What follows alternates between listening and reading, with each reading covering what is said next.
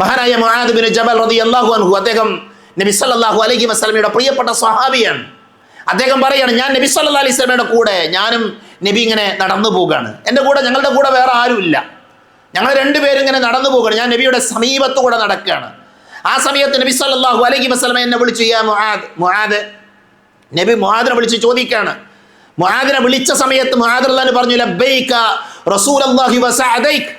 നബിയുടെ വിളിക്ക് അദ്ദേഹം ഉത്തരം, നബിയെ നിങ്ങളുടെ വിളി ഞാൻ കേട്ടിരിക്കുന്നു, എന്താണ് നബിയെ നിങ്ങൾക്ക് എന്നോട് പറയാനുള്ളത്? സുമ്മ സാറ സഅതൻ. നബി ഒന്നും മിണ്ടിയില്ല. കുറച്ച് സമയം കഴിഞ്ഞു പോയി. പ്രവാചകൻ നബി ഒന്നും പറയുന്നില്ല. വീണ്ടും നബി വിളിച്ചു, യാ മുആദ്, മുആദ് എന്ന് വിളിച്ചു. മുആദ് നബിയുടെ കൂടെയുണ്ട്. ആ സമയത്ത് മുആദ് റളിയല്ലാഹു പറഞ്ഞു, ലബ്ബൈക റസൂലല്ലാഹി വസഅദൈക. നബിയെ ഞാൻ ഇതാ നിങ്ങളുടെ വിളിക്ക് ഉത്തരമേകിയിരിക്കുന്നു, എന്താണ് നബിയെ എന്ന ചോദ്യം ഉയർത്തി. വീണ്ടും നബി ഒന്നും മിണ്ടിയില്ല.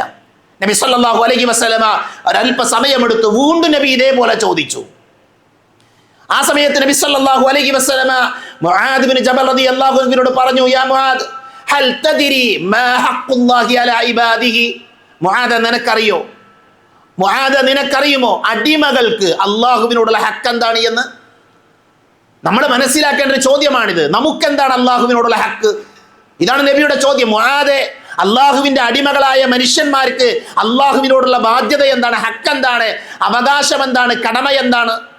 ആ സമയത്ത് മുആദ് റളിയല്ലാഹു അൻഹു പറഞ്ഞു, അല്ലാഹു വറസൂലുഹു അഅലം. നബിയെ എനിക്കറിയില്ല, അള്ളാഹുവിനും അവന്റെ പ്രവാചകനുമാണ് അറിയുക. ആ സമയത്ത് മുആദ് ബിൻ ജബൽ റളിയല്ലാഹു അൻഹുവിനോട് നബി പറഞ്ഞു, ഹഖ്ഖുല്ലാഹി അലാ ഇബാദിഹി അൻ യഅബുദൂഹു വലാ യുശ്രികു ബിഹി ഷൈആ. ഇതാണ് നമ്മൾ പഠിക്കേണ്ടത്. നബി സല്ലല്ലാഹു അലൈഹി വസല്ലമ പറയുന്നത്, ഒരു അടിമക്ക്, അള്ളാഹുവിന്റെ ഒരു ദാസന് അള്ളാഹുവിനോടുള്ള ഏറ്റവും വലിയ ബാധ്യത എന്ന് പറയുന്നത്, ഏറ്റവും വലിയ കടമ എന്ന് പറയുന്നത് അൻ യഅബുദൂഹു, അവനെ മാത്രം ആരാധിക്കലാണ്, അവനെ മാത്രം ആരാധിക്കലാണ്. വലാ യുശ്രികു ബിഹി ഷൈആ, അവനിൽ യാതൊന്നിനെയും പങ്കു ചേർക്കാൻ പാടില്ല. ഇതാണ് നമ്മുടെ കടമ. നമ്മുടെ ജീവിതത്തിന്റെ നിയോഗം ഇതിനാണ്. നമ്മുടെ ജീവിതത്തിൽ നാം ചെയ്യേണ്ട ഏറ്റവും വലിയ കടമ എന്താണ്? നമ്മുടെ റബ്ബായ, നമ്മളെ സൃഷ്ടിച്ച് പരിപാലിക്കുന്ന, നമുക്ക് ആവശ്യമുള്ളതൊക്കെ നമ്മൾ ചോദിക്കാതെ തന്നെ നമുക്ക് നൽകിയ വായുവും വെള്ളവും ജീവിക്കാൻ ആവശ്യമുള്ള സൗകര്യങ്ങളെല്ലാം ഒരുക്കി തന്ന പ്രപഞ്ചത്തിന്റെ സൃഷ്ടാവായ പടച്ച തമ്പുരാന് ആരാധനകൾ അർപ്പിക്കുക. അതാണ് നമ്മുടെ കടമ. സുമ്മ സാറ സഅ. പിന്നെയും കുറച്ച് സമയമൊക്കെ കഴിഞ്ഞു പോയി. നബി വീണ്ടും വിളിച്ചു, യാ മുആദ്, മുആദ്, നിനക്കറിയുമോ അള്ളാഹുവിന് അവന്റെ അടിമകളോടുള്ള ഹക്ക് എന്താണ് എന്ന്? അള്ളാഹുവിനോടുള്ള ഹക്ക് പൂർത്തിയാക്കിയ അടിമകളുണ്ടല്ലോ, അഥവാ അള്ളാഹുവിനെ മാത്രം ആരാധിച്ച, അവനിൽ പങ്കു ചേർക്കാത്ത അടിമകളുണ്ടല്ലോ, ആ അടിമകളോട് അള്ളാഹുവിനുള്ള ഹക്ക് എന്താണ്, അള്ളാഹുവിനുള്ള കടമ എന്താണ് എന്നറിയുമോ? അദ്ദേഹം പറഞ്ഞില്ല, അള്ളാഹുവിനും അവന്റെ പ്രവാചകനുമാണ് അറിയുക. നബി സല്ലല്ലാഹു അലൈഹി വസല്ലമ പറഞ്ഞു, ഹഖ്ഖുൽ ഇബാദി അലല്ലാഹി അല്ലാ യുഅദ്ദിബഹും.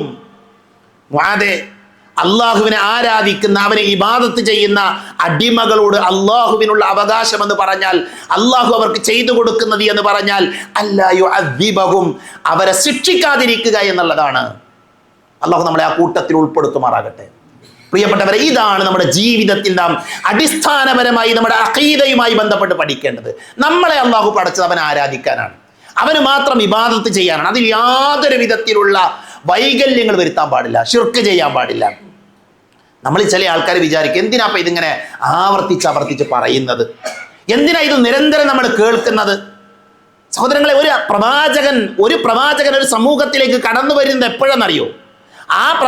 ഒരു പ്രവാചകൻ ദഅവത്ത് നടത്തി, ആ പ്രബോധന ഫലമായി ആളുകളൊക്കെ ഇസ്ലാം സ്വീകരിക്കുന്നു. ഇപ്പം നൂഹ് നബിന്റെ ചരിത്രം എടുത്തു നോക്കൂ നിങ്ങൾ. നൂഹ് നബി 950 കൊല്ലം ദഅവത്ത് നടത്തി. നൂഹ് നബിയിൽ കുറച്ച് ആൾക്കാരെ വിശ്വസിച്ചത്, ബാക്കിയുള്ള മുഴുവൻ ആളുകളെയും, അവിശ്വാസികളായ എല്ലാ ആൾക്കാരെയും പടച്ചോൻ നശിപ്പിച്ചു.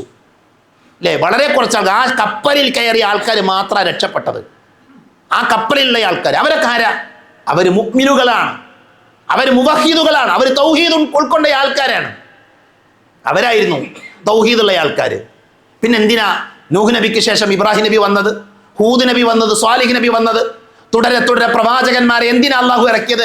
ആ മുവഹിദുകളായ ആളുകൾക്ക് വ്യതിയാനം സംഭവിച്ചു, അവർ വഴിതെറ്റി. അഥവാ മനുഷ്യന്റെ സ്വഭാവമാണ്, തൗഹീദിൽ നിന്ന് മനുഷ്യൻ എന്ത് ചെയ്യും? വ്യതിയാനം സംഭവിക്കും. അതുകൊണ്ടാണ് നമ്മളിത് ആവർത്തിച്ച് പറയുന്നത്.